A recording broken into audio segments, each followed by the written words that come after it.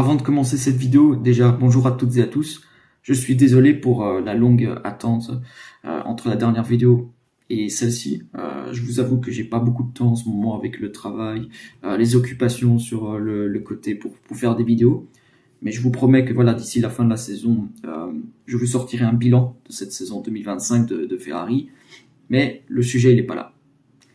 Aujourd'hui, j'ai vraiment envie de réagir par rapport aux dernières déclarations du président John Elkann, si on peut appeler ça un président aujourd'hui encore, sur l'attaque frontale vis-à-vis de nos pilotes, à savoir Lewis Hamilton et Charles Leclerc.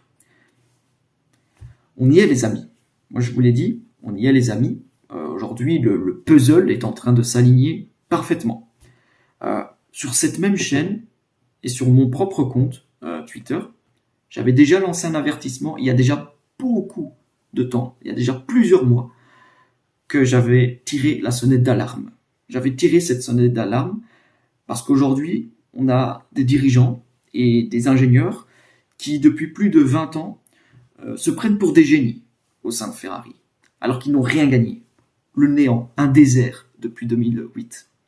On a des gens qui sont persuadés d'être intouchables, qui refusent finalement toute remise en question, qui font passer finalement leur propre image, leur propre ego au-dessus de la performance des voitures.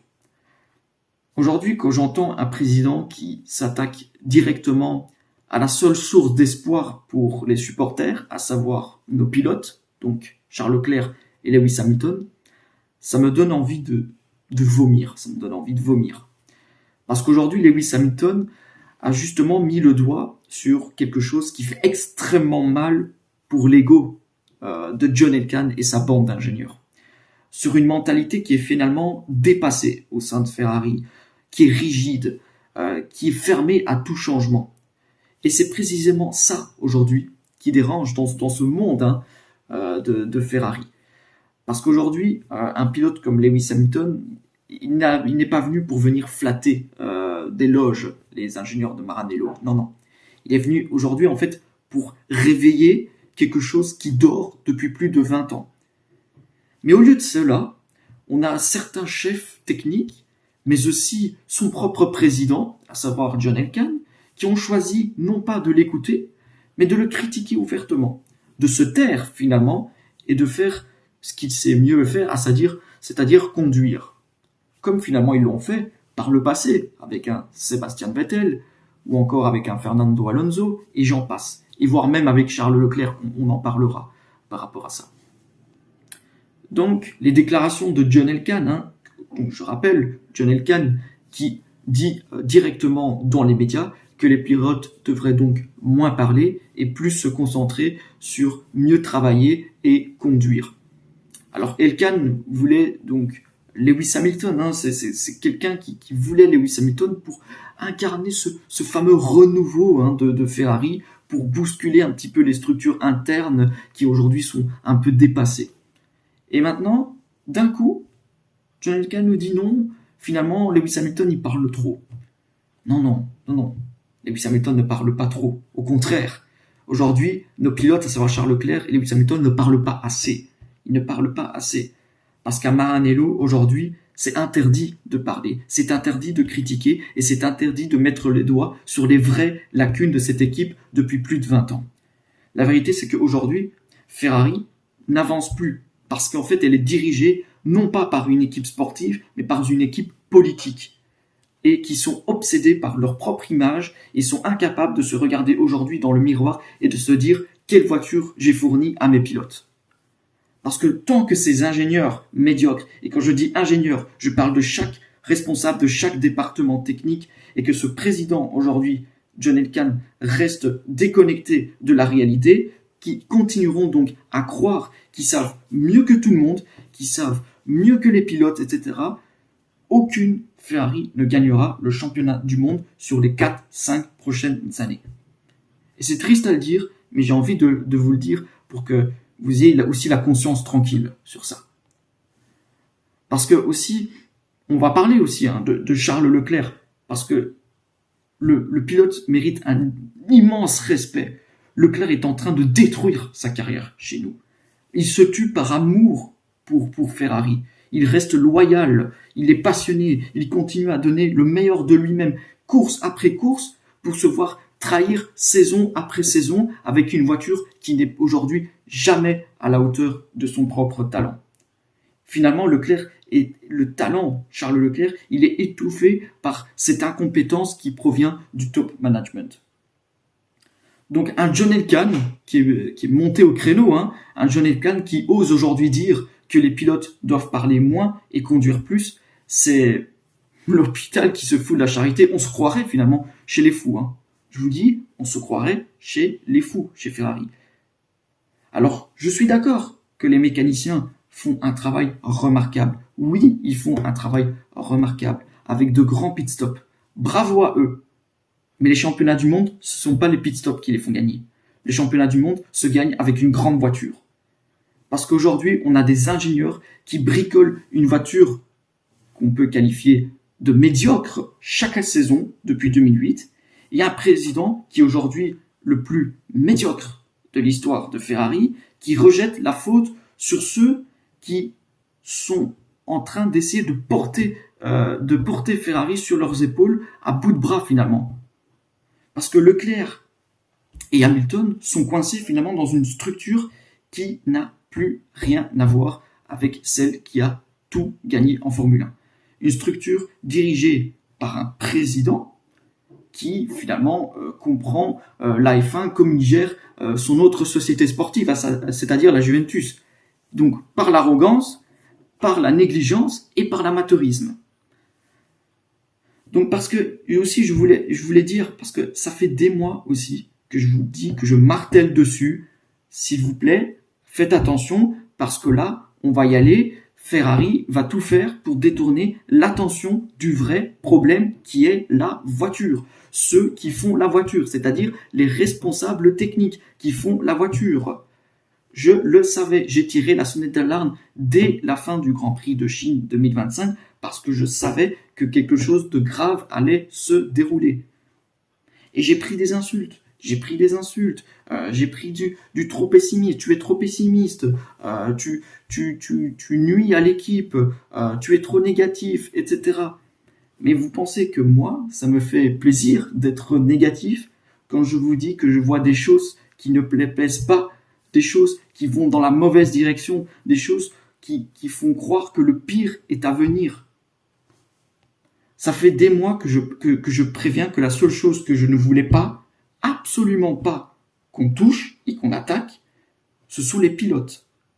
Parce que j'étais certain qu'aujourd'hui, le top management, et dans ce top management, je mets le trio. Je mets Elkann, Vasseur, Vigne. C'est eux, le top management. Je mets un trio parce que je savais que le top management allait tenter de détourner l'attention du vrai problème. Ceux qui font la voiture. Mais c'est pas grave, parce que je vais aussi profiter de cette vidéo pour encore enfoncer le couteau. Parce que des vérités doivent être dites aussi, à un moment donné. Parce que les ingénieurs que nous avons chez Ferrari, ce sont des ingénieurs médiocres. Les responsables techniques sont des responsables médiocres, qui ne progressent pas, qui stagnent, ils construisent toujours une voiture qu'on peut qualifier de schizophrène, saison après saison. Donc parfois elle est rapide, parfois elle est perdue le lendemain. Et comment vous voulez gagner un championnat du monde en travaillant avec un matériel pareil?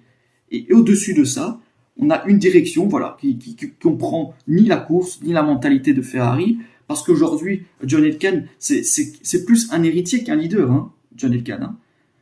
Il a coulé la Juventus sportivement. Stellantis se porte mal. Il est en train d'étouffer sportivement Ferrari.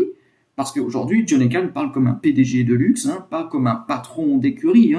Parce que le résultat, c'est quoi? C'est qu'on a finalement des décisions qui sont incohérentes au sein de Ferrari, une instabilité qui est permanente, on a zéro vision sportive. Ferrari est géré comme si, par exemple, l'émotion, la passion ou la course étaient comme des chiffres qu'on mettrait dans un tableau Excel. Et ça se voit, parce qu'aujourd'hui, John Elkann n'est venu qu'à un seul Grand Prix cette année. Sur une vingtaine de Grands Prix, il ne vient qu'à un seul Grand Prix. Et on appelle ça aujourd'hui un président qui est attaché à Ferrari. Ça, on peut appeler un vrai président. Parce que Leclerc et Hamilton sont finalement les seuls aujourd'hui à tenter de maintenir un semblant de respect envers Ferrari. Les pilotes aujourd'hui sont l'âme de cette équipe. Ils donnent tout malgré des opérations lunaires, une voiture qui est absolument horrible à conduire. Mais au lieu de cela, au lieu de venir protéger les pilotes, Elkann va venir pointer du doigt ces pilotes-là. C'est une honte absolue, les amis. C'est une honte absolue. Aujourd'hui, on est face à la honte absolue. Ferrari, donc, ne perd pas à cause de ses pilotes, que ce soit bien clair. Ferrari perd à cause de son système qui est complètement détruit, qui est dirigé par un président qui n'a absolument rien compris au sport automobile et en particulier à la Formule 1. Donc, tant que John Elkann restera en place, donc en tant que président, et je vous annonce déjà, c'est quasiment impossible de le faire bouger, parce que John Elkann est aujourd'hui l'actionnaire majoritaire de Ferrari, on devra s'habituer donc à applaudir un meilleur tour ou applaudir les arrêts au stand. Parce que oui, John Elkann nous sort également son fameux baratin où Ferrari remporterait le championnat du monde des pit stops. Bien eu, bravo, excellent, superbe palmarès ça. Donc tant que Elkann restera en place, il faudra applaudir les pit stops et le meilleur tour. Parce que c'est la seule chose qui va fonctionner finalement dans cette équipe. Donc les amis, je vous invite à rester concentrés sur le vrai problème de cette équipe, à savoir ceux qui font la voiture, donc les responsables techniques, et surtout commencer à durcir le ton et aussi à pointer du doigt le top management. Parce que finalement, moi je trouve ça scandaleux. Moi je trouve ça scandaleux de tenir de tels propos envers nos pilotes. Parce qu'aujourd'hui, John Elkann montre qu'il n'a absolument rien compris à cette équipe. Mais ça montre aussi qu'il n'y a pas que lui. Ça montre aussi ces fameux responsables techniques avec qui je mets un pressing depuis des mois parce que je sais que ceux-là, ils enchaînent les échecs sur les 20 dernières années. C'est eux qui enchaînent les échecs. Et certains me disent, oui, mais en 2026, ça va être mieux. C'est un nouveau départ. Non, ça ne va pas être mieux. Non, non, non, non. Qu'est-ce qui me ferait dire que ça va être mieux si, lors des 4, 5, 6, 7 dernières saisons, ces mêmes responsables techniques n'ont pas atteint les objectifs fixés par Ferrari? Qu'est-ce qui va faire que d'un coup, hop, 2026, ça y est, cette équipe-là va se transformer en une équipe gagnante? Non, les miracles n'existent pas en Formule 1. Les miracles n'existent pas. Quand tu es mauvais, et c'est tout. Quand tu es mauvais, c'est tout. Donc franchement, moi ça me dépasse. Ça me dépasse. Je vois une équipe qui va se décomposer complètement. Avec des propos de John Elkann dont je pense qu'il n'a pas mesuré l'impact, la gravité aussi vis-à-vis des pilotes. Parce que moi, quand je vois, je pense aussi à Charles Leclerc, que ça fait depuis 2019 qu'il est là, qui se tue jour et nuit pour essayer de porter cette Ferrari au sommet, et on est en train de complètement détruire sa carrière. Je pense aussi à Lewis Hamilton qui sans doute est venu pour venir faire bouger les choses, venir faire trembler les murs en mettant une nouvelle philosophie de travail. Et le remerciement, c'est quoi? Et bien voilà, ça c'est le remerciement. On se prend des critiques et les ingénieurs qui enchaînent les échecs, eux, sont intouchables. Mais c'est pas grave parce qu'aujourd'hui je suis content. Je suis content parce que les gens se sont réveillés. Les gens se sont réveillés et ils ont vu c'est quoi le vrai problème de cette équipe. Ils l'ont vu, c'est quoi le vrai problème. Donc moi je vous dis, accrochez-vous les amis. Accrochez-vous parce que ces paroles de John Elkann ne vont pas rester comme ça. Ce sont des paroles fortes. Il y a 2 scénarios possibles. Le premier scénario, c'est que c'est un dernier avertissement à tout le monde, donc que ce soit à Vasseur, à Leclerc, à Hamilton, de rester chacun à sa place, de se taire et de travailler. Ou alors il y a une deuxième option, il y a un deuxième scénario, qui est le scénario où des décisions ont peut-être déjà été prises en matière de changement, plutôt qu'on ne le pense. Est-ce que Vasseur va le payer? Est-ce qu'on va se diriger vers un changement de titre principal plus un changement de pilote également? Est-ce que quelqu'un n'a pas signé quelqu'un derrière déjà, par exemple un Christian Horner ou même un Coletta? On ne sait pas. Voilà, aujourd'hui, Elkann est un personnage très instable. On peut passer du coq à l'âne d'un coup. Donc on ne sait vraiment pas. Moi, en tout cas, ce que je vais essayer, c'est de laisser passer ces 3 courses. Ensuite, je reviendrai vers vous avec une vidéo un peu plus complète, un bilan finalement de cette saison 2025. Mais cette vidéo-là, je comptais la faire. J'ai pas mis de montage ou quoi. C'est vraiment une vidéo à chaud pour vous donner mon avis. N'hésitez pas aussi à me donner aussi votre avis sur cette déclaration-là que moi je qualifie d'extrêmement grave. Moi je pense que je vous ai à peu près tout dit. Mais encore une fois, je pense que ce ne sont pas les pilotes qui devraient se taire, c'est plutôt son président qui devrait se taire. Parce que quand on enchaîne des désastres comme ça depuis une quinzaine d'années, on devrait commencer un peu à se regarder dans la glace. Donc voilà, n'hésitez pas à me partager vos impressions dans les commentaires, à liker et partager la vidéo, et surtout à vous abonner et activer la cloche.